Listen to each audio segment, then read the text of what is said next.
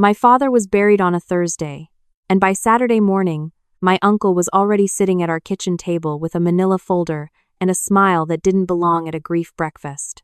I had driven 6 hours from Chicago the night before the funeral, still in the clothes I'd worn to a client meeting when my mother called. My father had been sick for 14 months, but knowing something is coming doesn't make it land any softer. I stood at the graveside in heels that sank into the wet grass and held my mother's hand and told myself I would feel it later, when there was space for it. My name is Sloane Calloway. I'm 29 years old. I work as a forensic accountant for a firm that investigates financial fraud, and I am very good at spotting when the numbers don't add up. I should have started counting sooner.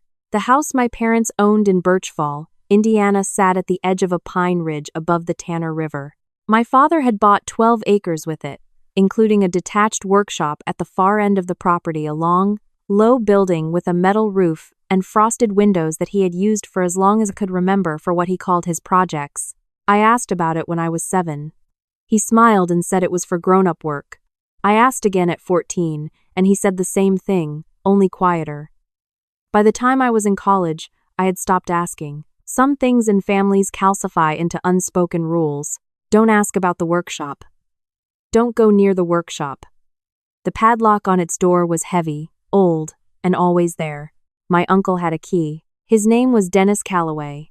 He was my father's younger brother by 4 years, a real estate developer who had been in and out of the workshop since before I was born. He was charming in the specific way that makes you feel chosen when he aims it at you. He had been close with my father, or so I had always assumed. He gave a eulogy at the funeral that made 3 women I had never met cry into their programs. On Saturday morning, 2 days after we put my father in the ground, my uncle set the manila folder on the kitchen table between the coffee cups and said, "There's something we need to talk about, sweetheart." The folder contained a handwritten document, 3 pages, dated 8 months before my father's death. It stated that upon his passing, the workshop and its contents were to be transferred to my uncle in exchange for his years of contribution to the family business. My father's signature was at the bottom. I read it twice, then a third time. "When did he sign this?" I asked. "Last spring." My uncle poured himself more coffee. He wanted it settled before things got too complicated. You know how he was. He liked clean endings. My mother was in the next room. I could hear the television. She had been watching the same home improvement show since Thursday, and I didn't think she was actually watching it. "Did his attorney draft this?" I asked. My uncle waved his hand. "We handled it ourselves. Brothers don't need lawyers between them." I slid the pages back into the folder and said I needed time to think. He said, "Of course, no rush, take all the time I needed." His voice was warm and even, the way deep water looks calm from the surface. He left an hour later and I sat at the table and didn't move for a long time. My father's estate attorney was a woman named Carol Hines, who had an office above a dry cleaner in downtown Birchfall and who picked up the phone on the second ring when I called her Monday morning. I asked if she had seen the document my uncle had shown me. She said she had not.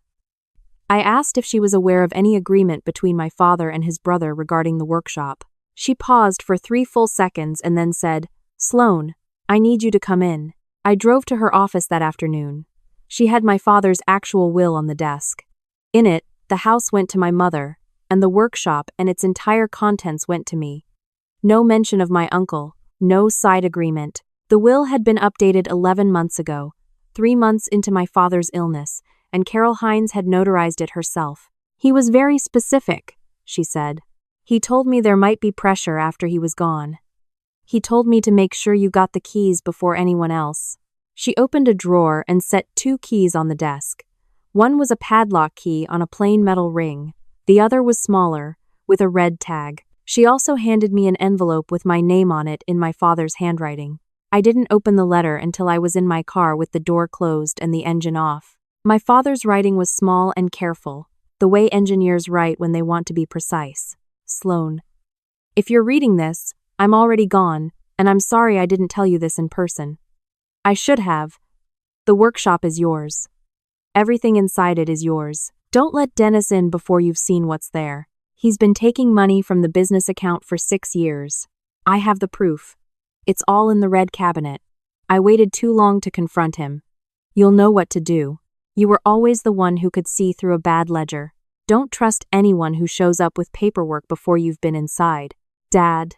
I sat in the parking lot above the dry cleaner for 11 minutes. Then I drove back to my parents' house, changed out of my dress clothes, laced up the only practical shoes I had brought, and walked down the Pine Ridge path to the workshop. The padlock opened on the first try. Inside, the air was cool and smelled of sawdust and machine oil. My father had built workbenches along both walls, covered in tools and labeled bins. In the center of the room stood a large drafting table and a rolling cabinet. At the far end was a second door I had never known was there.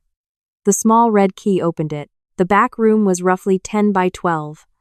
Along one wall ran a row of locked red cabinets, the kind used in industrial storage. A folding table in the center held a laptop, a stack of external hard drives, and 5 binders with dates written on the spines going back to 2018. A corkboard on the far wall was covered in printed emails, spreadsheets, and handwritten notes connected by lengths of colored string. My uncle's name was on nearly every page. I stood in the doorway for a long moment. Then I walked to the corkboard and started reading from the top.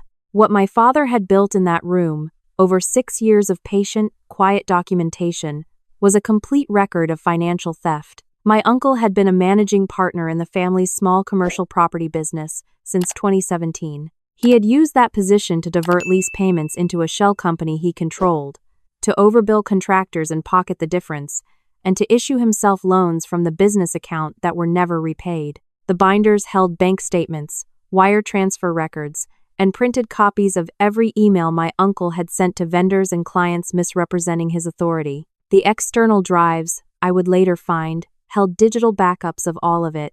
My father had been building a case. He had just run out of time. I took photographs of everything with my phone. Then I sat at the folding table and opened the laptop. The password was my birthday. Inside was a folder labeled For Sloane, and inside that was a video file. My father looked tired in the recording, but his eyes were clear. He was sitting in this same room, at this same table, and he spoke directly into the camera. Sloane, the business is still in both our names, which means what he took from both of us. I couldn't go to the police myself. I was sick and I didn't have the energy to fight him while I was also trying to keep your mother calm and keep the business running. But you can. Everything you need is here. Don't let him rewrite history after I'm gone. He'll try. He's good at it. And Sloane, I'm proud of you. I always was. The video was 4 minutes and 12 seconds long. I watched it twice. I did not tell my mother that night. She was fragile in the specific way of someone who has been holding herself upright for 14 months and has only just been allowed to stop. I needed a few days before I asked more of her. I needed to understand what I was actually dealing with first. The next morning, I drove to the address on a business card I found in the back of the top drawer in my father's office, a man named Ray Gorski, who was listed as the property manager for the Calloway Holdings. He lived 20 minutes from Birchfall in a farmhouse at the end of a gravel road. I had met him once at a company Christmas party when I was in high school and remembered him as a quiet man with calloused hands who had shaken my hand seriously and asked about my grades. He answered the door before I knocked. He had been watching me drive up. I thought you'd come, he said. Your dad told me you would, eventually.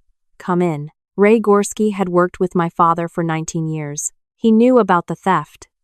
He had been the one, he told me over coffee, who had first noticed the discrepancies in the lease payments 3 years ago and brought them to my father. He had been collecting his own records since then, filed separately from my father's workshop documents.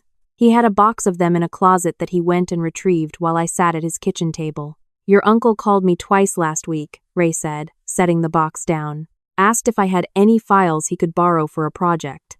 I told him I'd have to check what I had. He called back the next day and asked again. What did you tell him? Same thing. Ray looked at me levelly. I was waiting to see which one of you showed up first. I asked him if he would be willing to work with me.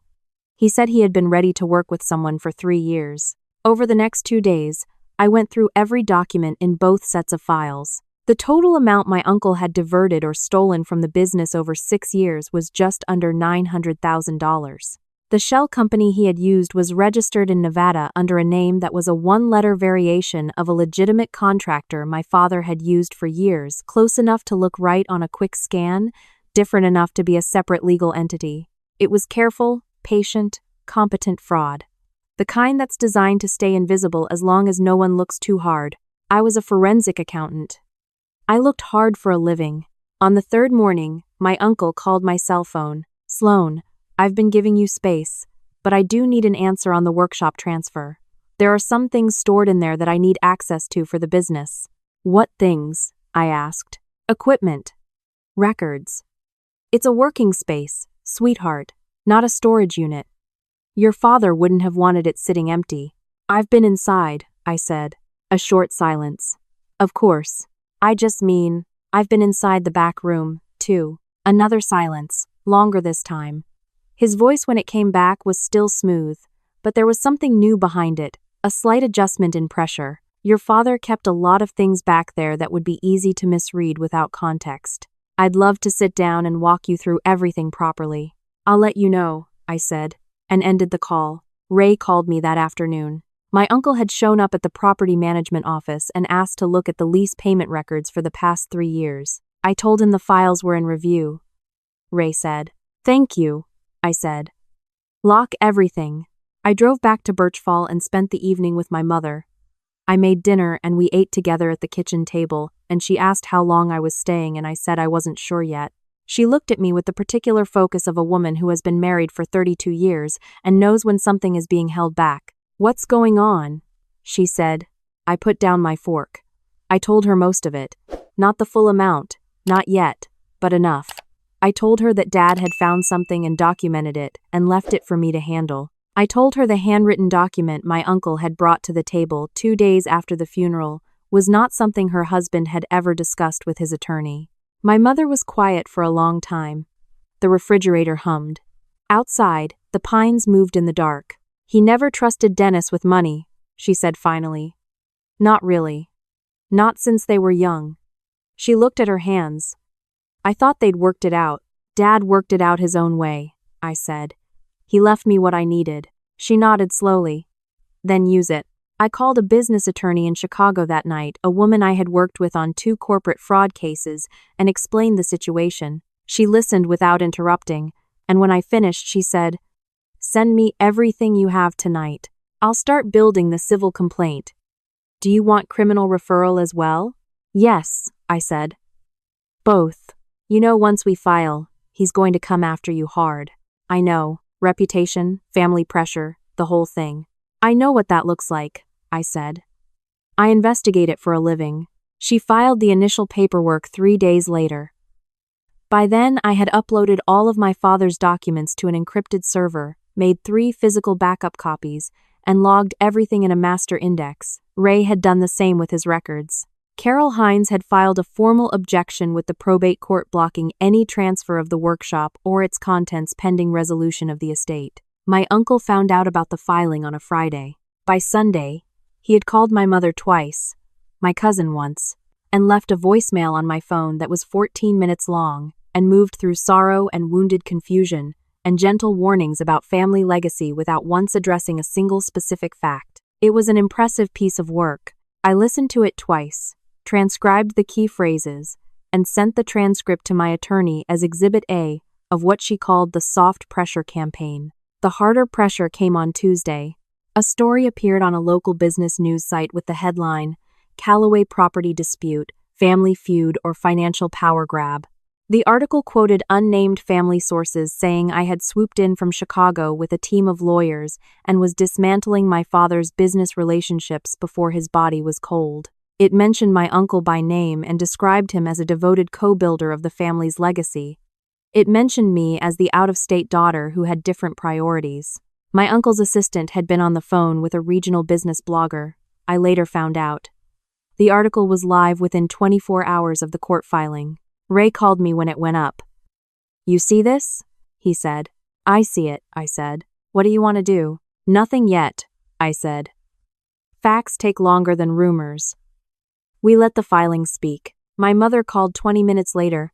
She had gotten a call from my aunt, my uncle's wife, who had told her that I was acting erratically due to grief and that the family was worried. My mother listened to the whole call, she said, and then told my aunt that she had seen my father's documentation herself and that she had complete confidence in her daughter. Then she hung up. I didn't know you'd seen it, I said. I went into the workshop the day after you told me, she said. I wanted to see what he left you. A pause. He was thorough. He was. He got that from me, she said, and I laughed for the first time in 2 weeks. I drove back to the workshop the next morning with Ray, and we went through the back room a second time, slower and more methodically. There were 2 items I had initially cataloged but not fully reviewed: a sealed envelope in the bottom of the red cabinet labeled MW Agreement, and a folder of correspondence between my father and a business consultant named Tessa Breyer, whom I had never heard of. The envelope held a copy of a formal proposal my uncle had submitted in 2021 to 3 outside investors, offering them equity stakes in the Calloway property portfolio in exchange for capital contributions totaling $400,000. The proposal described him as the sole managing partner with full authority to structure new agreements. My father's name appeared in the document as a silent partner with no operational role. It was false on both counts. My father had been active and operational in 2021 and had signed no such delegation of authority. The investor folder from Tessa Breyer showed that at least 2 of those 3 investors had wired money. He raised capital using a company he didn't control, Ray said, and pocketed the difference between what he raised and what he reported, I said. That's securities fraud on top of the embezzlement. I photographed everything and sent it to my attorney within the hour. She called me back in the evening. This changes the complexity significantly, she said. I'm going to loop in a colleague who does Seekin adjacent work. This may not stay civil. Good, I said. My cousin called the next morning. She was 23 and had always been close to her father in the way that children are when one parent is warmer and more available than the other. She called from a number I didn't recognize, and when I answered, she was already crying. Dad says you're trying to destroy the family, she said. He says Mom might lose the house. That's not true, I said. He says the business accounts might get frozen and there won't be money for anything. Accounts that were used to divert funds may be subject to a hold, I said carefully. That's not the same thing. Your mother's personal accounts are not involved. He says you're just doing this because you were always jealous of him. I took a breath. I'm doing this because your grandfather left me evidence of 6 years of theft and asked me to handle it. I didn't go looking for this. It was waiting for me. She was quiet. Then, is it real? What he did? Yes, I said. It's real. It's documented, it's itemized, and it's already been reviewed by 2 attorneys. I'm sorry. I know this is hard. Another long quiet. Can I come see? She asked. Can I see what you found? I thought about it. Give me a few days, I said. When things are more settled. Yes. I'll show you everything. She didn't call back for 4 days. When she did, she asked if the offer was still open. I said yes. The mediation was scheduled by the court for 3 weeks after the initial filing. My uncle's attorney had requested it as an alternative to a full trial, which my attorney said was a reasonable sign that they had assessed the evidence and did not like what they saw. We met in a conference room at a courthouse in Indianapolis, neutral ground. My attorney sat to my left, Ray to my right with a box of physical documents. My uncle arrived with his attorney and a younger associate, dressed in charcoal and looking like a man who had rehearsed composure. He tried to hug me at the door. I stepped back and said, "Let's sit down." The mediator opened with a summary of the filing. My uncle's attorney began with a prepared statement about family relationships and the complexity of grief and the need for context when reading financial records. It took 7 minutes. When he finished, my attorney opened the first folder and began placing documents on the table in chronological order. Bank statements, wire transfers, the shell company registration, the investor proposal with my father's name falsely listed, the correspondence between my uncle and the investors, the total figure across all 6 years. My uncle interrupted twice. His attorney touched his arm and he stopped. When my attorney finished, the mediator looked at my uncle and said, "Your response to these documents?" My uncle looked at me. He had the expression of a man trying to decide which version of the story still works. "Your father understood the full scope of how I was managing the business," he said. "He gave me discretion." "In writing?" I asked. "Between brothers, certain things." "In writing?" I said again. He looked at the table. "We had an understanding. My father's documented understanding," I said, "is in these folders." You diverted $900,000 in 6 years. You raised additional capital from outside investors by misrepresenting your authority. You brought a handwritten document to my mother's kitchen 2 days after his funeral and told her he had signed it. He never discussed it with his attorney. The notary's stamp on it is from a notary who retired in 2019. The room was quiet. The mediator's pen stopped moving. My uncle's attorney leaned over and spoke quietly to him for 45 seconds. My uncle looked up. Something in his face had shifted, not guilt exactly, but the specific deflation of someone whose leverage has been removed. "What do you want?" he said. "Full repayment of the diverted funds. Return of the investor capital with interest. Transfer of your partnership interest back to the estate at fair value. A signed acknowledgement that the handwritten workshop document is fraudulent and that you have no claim to the property." I folded my hands on the table. In exchange, we agree not to pursue a separate criminal referral for the investor fraud. The rest is already filed. The rest meant the civil complaint, which would become public record regardless of today's outcome. My uncle's attorney asked for a 10-minute recess. We waited in the hallway. Ray bought coffee from a machine at the end of the corridor and handed me a cup without comment. My attorney checked her phone. When we went back in, my uncle's attorney presented a counter-proposal. My uncle would repay 60% of the documented amount over 4 years, would transfer the partnership interest, and would sign a statement acknowledging the workshop document was prepared without proper legal authority. He would not admit to fraud. "No," I said. My attorney added, "Our filing already establishes the fraud with documentation.